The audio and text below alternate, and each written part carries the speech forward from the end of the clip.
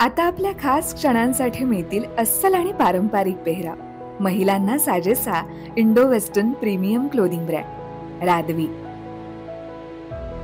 जिथं तुम्ही मूळ चंदेरी पासून लिनन पर्यंत प्रत्येक भारतीय वस्त्रातील पेहराव खरेदी करू शकता।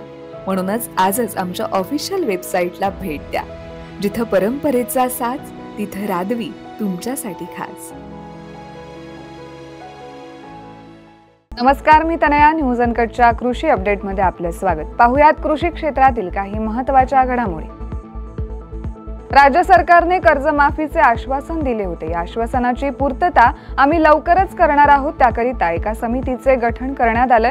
मात्र या पुढील काळात शेतकरी कर्जबाजारीच होणार नाही, याकरिता शेती क्षेत्रातील संसाधनांच्या बळकटीकरणावर राज्य सरकारने भर दिला असून त्याकरिता मोठ्या निधीची तरतूद प्रस्तावित केली आहे, असे मत मुख्यमंत्री देवेंद्र फडणवीस यांनी व्यक्त केले। महाराष्ट्रातील कृषी उत्पन्न बाजार समित्यांच्या आर्थिक उलाढालीच्या निकषांप्रमाणे प्रथमतः 5 ते 7 बाजार समित्या राष्ट्रीय म्हणून घोषित करण्याचे प्रस्तावित आहे। नूतन धोरणांप्रमाणे राष्ट्रीय बाजार समित्यांमध्ये 2 जागा व्यापारी प्रतिनिधींना आणि 1 जागा अन्न प्रक्रिया उद्योगांसाठी राखीव असण्याची शक्यता आहे। राज्यातील खत दुकानांमधील विक्रीच्या नोंदी व प्रत्यक्ष साठा यात तफावत आढळल्यास विक्रेत्यांना कारवाईला सामोरे जावे लागणार आहे, अशा सूचना कृषी आयुक्तालयानं क्षेत्रीय अधिकाऱ्यांना दिल्यात। निविष्ठा व गुणनियंत्रण विभागाचे संचालक अशोक किरणनळी यांनी खत विक्रीबाबत नियमित तपासणी करण्याचे आदेश क्षेत्रीय स्तरावरील खत निरीक्षकांना दिलेत। किरकोळ खत विक्रेत्यांनी अनुदानित रासायनिक खतांची विक्री ई-पॉस प्रणालीच्या माध्यमातून करणे बंधनकारक आहे। उन्हाळ कांदा काढणीच्या काळात तर जोरदार पाऊस झाला, त्यामुळे काढणीला आलेला तसेच काढणी केलेला कांदा भिजला होता। त्याचे परिणाम आता दिसू लागले। 40 साठवलेला कांदा सडू लागला। आतापर्यंत 30 ते 35% कांद्याची नासाडी झाल्याचं दिसतंय। त्यात कांद्याची विक्री करावी तर दर नाही, त्यामुळे उत्पादक शेतकरी दुहेरी कोंडीत सापडलेत। महाराष्ट्रामध्ये अंदाजे 1.5 लाख हेक्टर क्षेत्र कांद्याच्या लागवडीखाली आहे। सोयाबीनला हमीभावापेक्षाही कमी दर आणि सातत्यानं उत्पादकतेत होणारी घट लक्षात घेत यंदाच्या हंगामात देशभरात सोयाबीन लागवड क्षेत्रात घट होण्याची शक्यता वर्तवली जाते।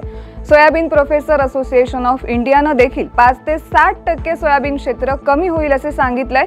त्यानुसार 25 जुलैपर्यंत 111.67 लाख हेक्टरवरच सोयाबीन लागवड झाली आहे। गेल्या वर्षीच्या तुलनेत हे क्षेत्र तब्बल 7.2 लाख हेक्टरने कमी आहे। देशात गेल्या वर्षीपेक्षा यंदाची ऊस लागवड किंचित जास्त आहे। गेल्या वर्षीपेक्षा महाराष्ट्र व कर्नाटकात ऊसाची लागवड वाढली असून उत्तर प्रदेशात मात्र घटली आहे। अनुकूल मान्सूनमुळे ऊसाचे अधिक चांगले उत्पादन आणि लागवडीखालील क्षेत्रात झालेली किरकोळ वाढ यामुळे साखर उत्पादनात वाढ अपेक्षित आहे। जालना कृषी उत्पन्न बाजार समितीत पिवळी सोयाबीन या जातीस 4200 रुपये इतका सरासरी दर मिळतोय।